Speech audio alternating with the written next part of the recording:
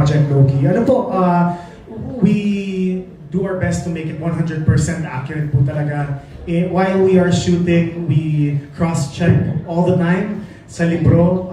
Even if it's written there, we make it a point with the whole team na, check natin, check natin. And it's a very collaborative process din po with all the artists and with Rain. Kunwari merong mga mababago na eksena, dadaan muna yan kay Rain. Nasa kanya yung thumbs up, thumbs down. Malalaman muna niya lahat yun. And of course, sa kanilang lahat po, they're such a joy to work with. Yun po yung masasabi ko. Kasi iba yung binibigay nilang energy sa set. I would say na para lang po kami mga bata na naglalaro ng mga mamahaling mga gamit.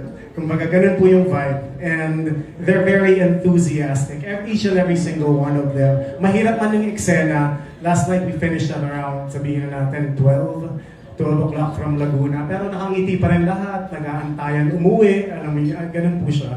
So it's such a blessing to be in everyone's presence here.